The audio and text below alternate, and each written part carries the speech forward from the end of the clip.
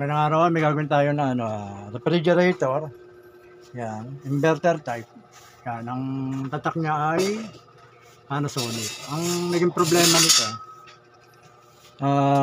lumalamig naman siya, yung pinaka-pressure niya. May lamig naman siyang nararamdaman dito, pero kulang. Yung mga ilinalagay nila dito sa mga tulad to, nagkakaroon na ng amoy. Hindi masyadong nagyayelo, hindi masyadong lumalamig yung yung pinaka-chiller niya itong taas na to. Ito ang chiller niya. Tapos ito naman yung yung pinakababa. Ito sa baba. Ito naman yung yung pinaka-pressure niya. Baliktad ang style nito. Yung sa babang yung pinaka-pressure, tapos yung chiller ang taas. Yan, ang nakita kong problema nito. Ito binaklas ko na yung yung takip nito ng ng pinaka-tubo ng ng freezer ito. Tapos nandito yung blower. Ang nakita ko lang kaya hindi siya masyadong lumalamig. Hindi siya, yung mga ilalagay rito hindi nagyayelo, hindi tumitigas. Kasi yung pinaka-yelo niya lang dito, ayan lang oh. Yung mga tubo rito wala. Yan. Bali yan lang. May lamig nga pero lang, konti lang. Lahat ng ilalagay dito, hindi hindi magyayelo. Kaya yan ang sira niyan. Bali pag ganyan ang sira.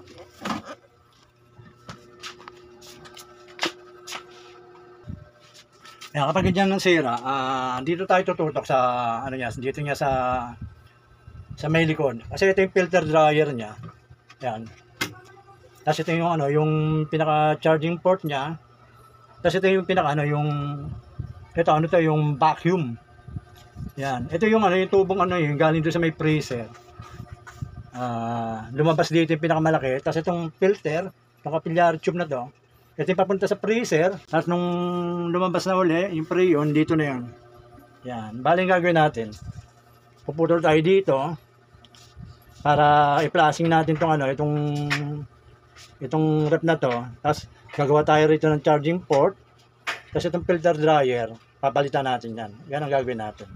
Ang gagawin ko, puputulin ko to para makapag-flashing. Bali dito, puputol tayo dito sa pinaka-sanction niya para may flashing natin yung pinaka-freezer niya, matanggal yung mga moisture doon.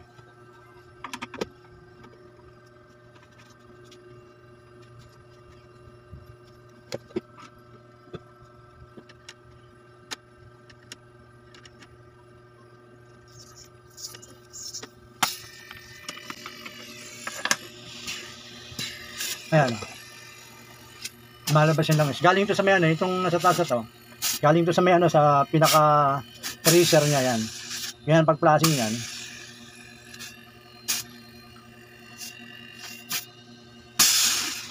Malalabisin natin yung langis na galing sa freezer.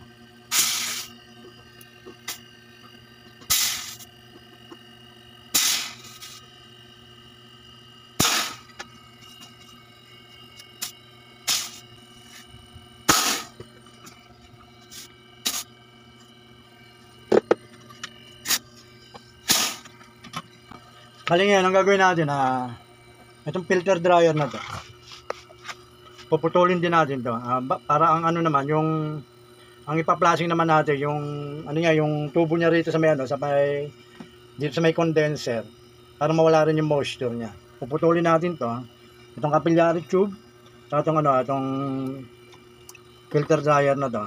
Papalitan din natin to ng bago. Yan, saka itong charging port, tatanggalin din natin yung pinakatakip niyan para lagyan natin ng panibagong charging line.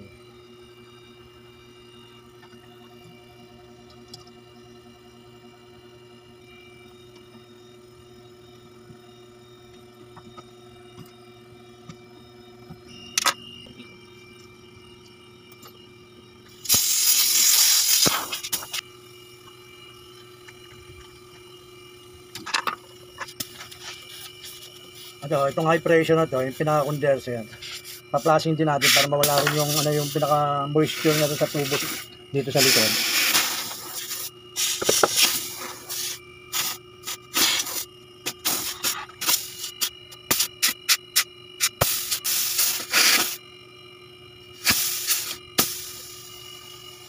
Kaya na-flashing na rin natin yung condenser tsaka yung antong sa freezer.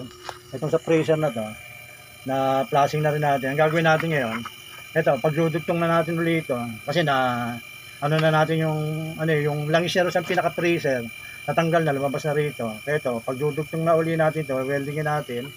Tapos ito, lalagyan na natin ang charging line. Tapos itong dalawang to, lalagyan na natin ito ng ng filter dryer. Tapos magkakarga na tayo.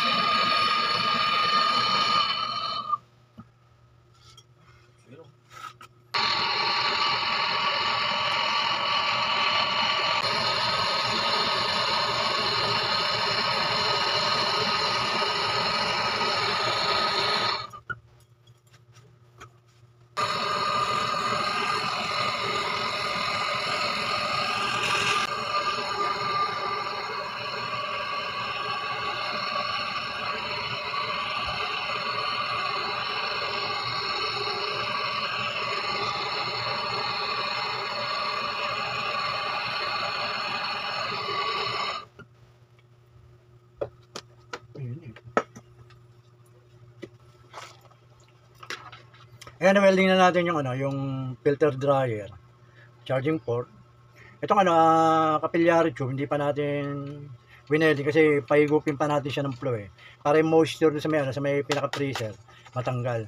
Tapos itong yung sa sanction. Ayan, sanction. Na welding na rin natin. Ang gagawin natin, pagaganahin natin siya. Paanda rin natin. Bali ito yung yung inverter niya, yung power supply. Ang kukunin lang natin na itong line 1, line 2. Dito natin i-clip itong isang parameter para malaman natin kung ilang ampere, kung aandar na siya. Sasaksak natin.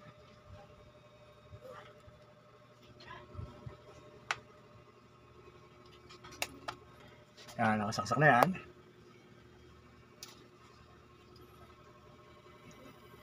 0.2, 0.3, yan tumataas pa.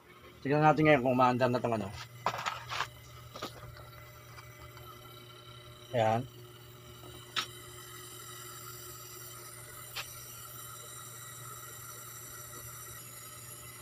Ayan, gumagana na.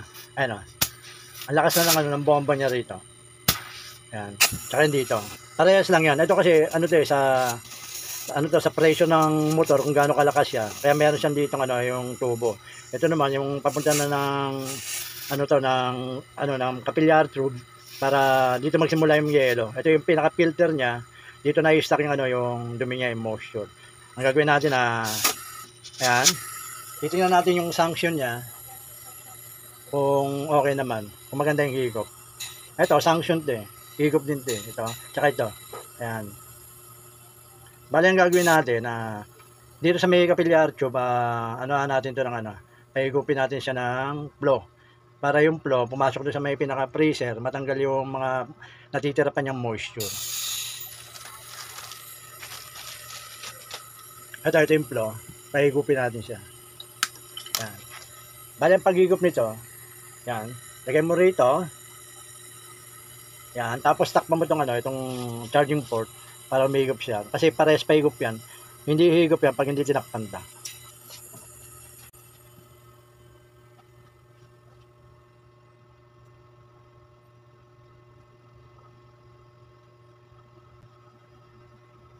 Ayan, uubos yung flow. Papasok yan sa may mabang capillary tube niya. Tatanggalin nyo yung pinaka-moisture doon hanggang doon sa freezer. Bale, ang gagawin natin, ito, pagdudugtong na natin dito. Tapos pagkadugtong to, magkakarga na tayong preyon. Ang preyon niya nakalagay dito R600 Pag ganito naman mga inverter, talagang ang preyon niyang ginagamit R600. Kaya yun ang gagawin natin.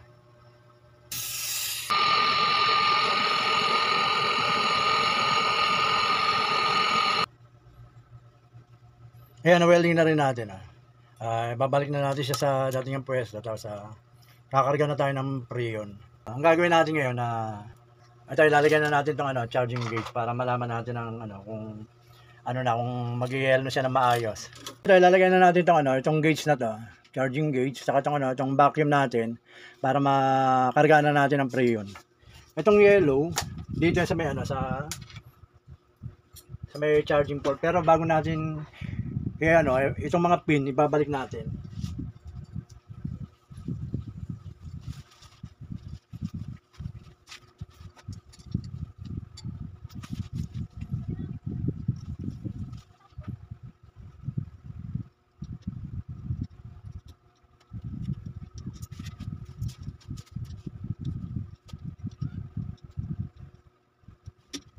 Bali itong blue dito sa charging port. Tapos itong red para sa high pressure.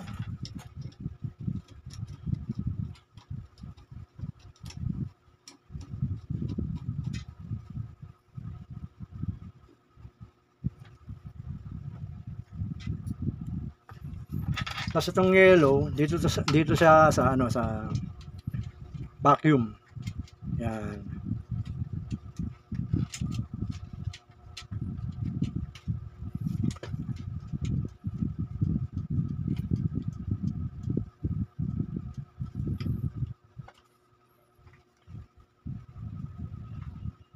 Yan, bali ang gagawin natin paandar rin na natin tong vacuum. Babacuumin natin yung pressure nito para matanggal yung yung moisture niya. Natin. Yan. Tapos tayo on natin to. Para natin ito. Babacuumin natin siya ng mga 15 minutes. Yan. Kailangan mabot siya dito sa negative 30. Sa kulay green.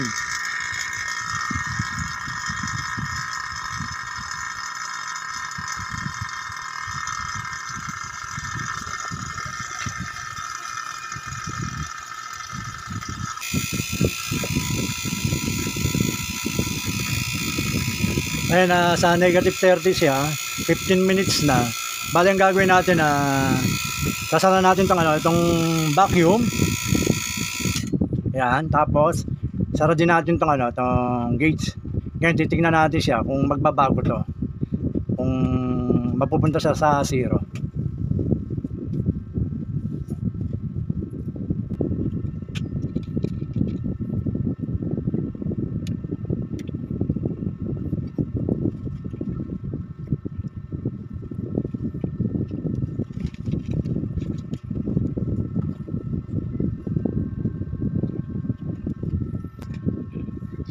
Ay, nasa negative 30 pa rin kung pagmamasdan nyo.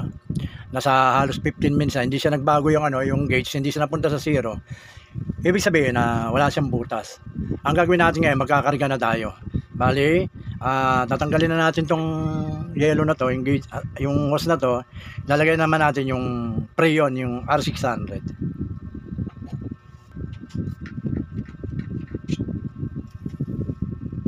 Meron ng ito, R600A. Yan. Ito, dalawa. Ito, may laman pa to, kaya hindi pa rin tinanggal yung pinaka niya rito.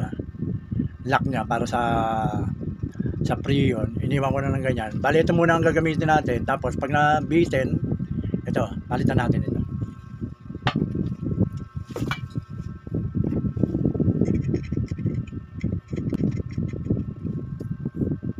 Ayan na natin. Bali ang gagawin natin mag-ano muna tayo dito, magpapasingaw tayo ng konti para at least matanggal yung pinaka moisture ng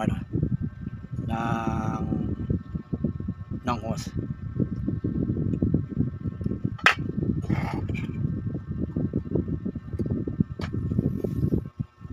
Ayan, pasingawan tayo. Ang gagawin natin, sasaksak natin.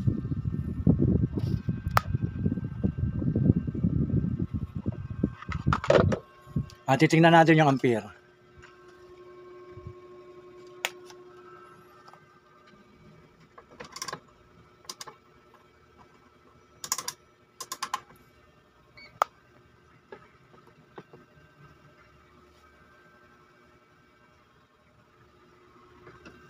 0.15.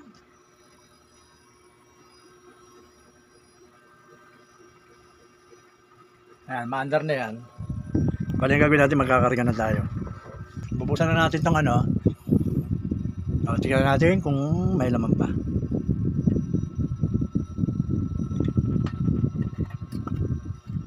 Ayan.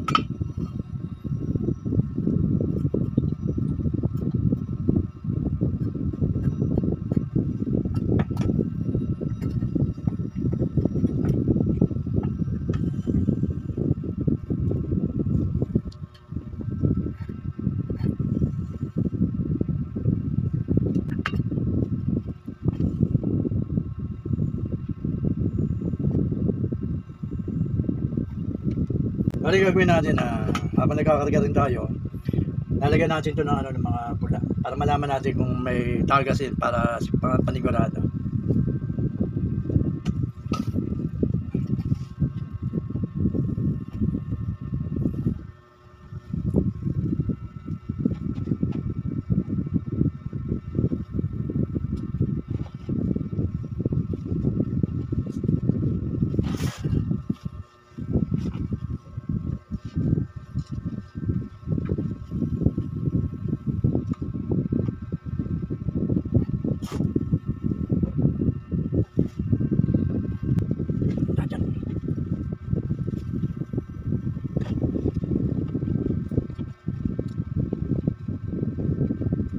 Ganda ko sa lupa.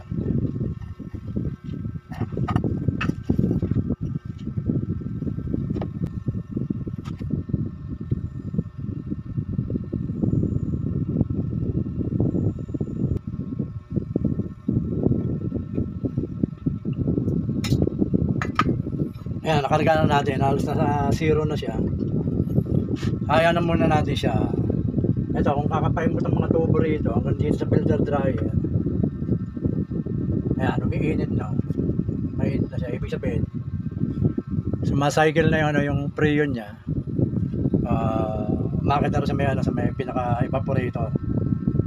At magsisimula na siya mag-heat. Bali, ang gagawin natin ay titingnan natin yung freezer. Tingnan natin kung nagsisimula na mag-yelo o pantay na.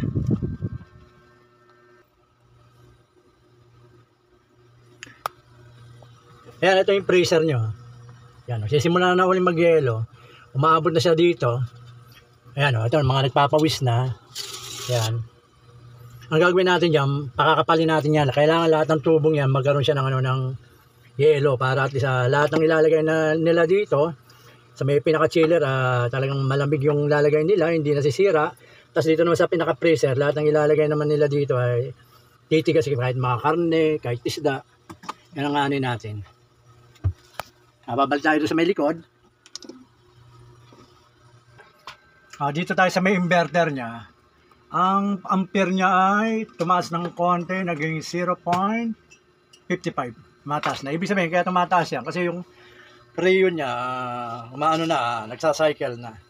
Yan. Dito, bali ang gagawin natin dito, magkakarga ulit tayo para mapuno na ng, ano, ng preyon at mag-normal na yelo. Yan, magkakarga ulit tayo, dadagdagan na ulit natin.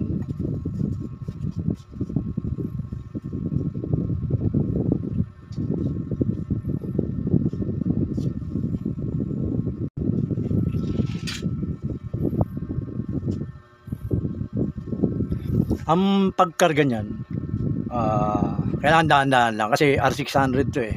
Kaya hindi natin kailangan persahin siya ng mataas na ano. Bali pag bukas lang yan, pag ganyan pa konti-konti lang. Yan.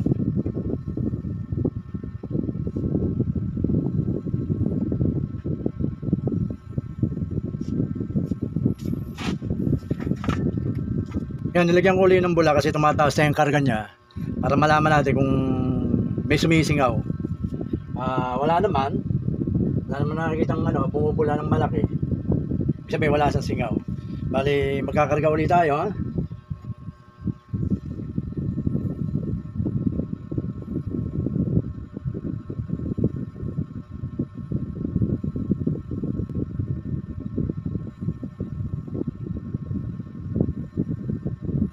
Ayan, sa zero na.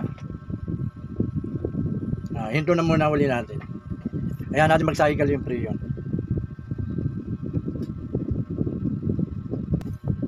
Karga ulit tayo ha.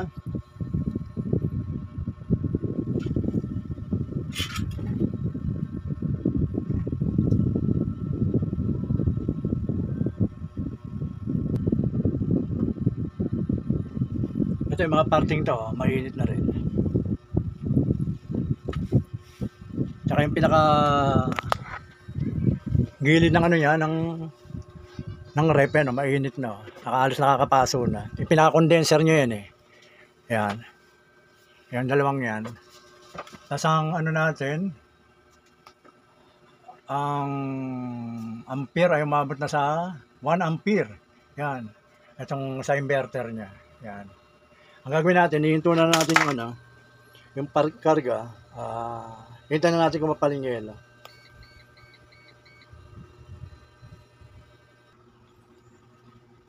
Ito, nandito ulit tayo sa may pressure niya. Kasi yung pressure niya nandito sa baba eh. Pinakpang ko kanina, ngayon ang gagawin natin tanggalin natin to. Tingnan natin kung ano, kung yung mga tubo nag-yelo na.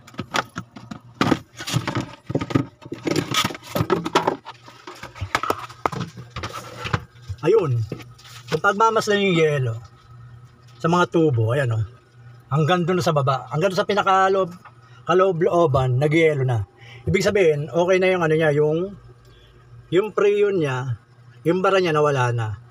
Balik na to sa dating yung lamig na ilalagay nila dito sa freezer na to, mag-yelo na, titigas na. Tsaka yung pinaka-chiller niya rito, ito, ayan, ang dami pa naman laman. Ayan o, maganda na yung lamig. Bumalik na sa dati. Kaya yung rep na to, itong inverter rep na to na Panasonic, yan, Panasonic, okay na to. Normal na to.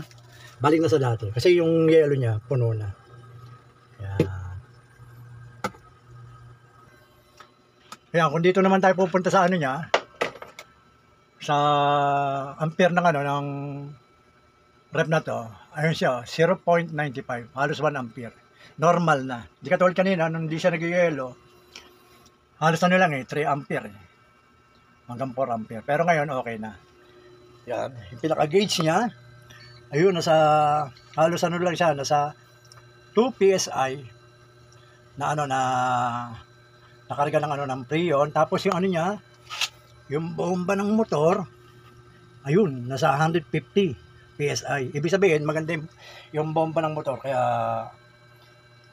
nasa 150 pa. Pag ganyan nasa 150, 100 hanggang pataas, ibig sabihin maganda pa yung bomba ng motor.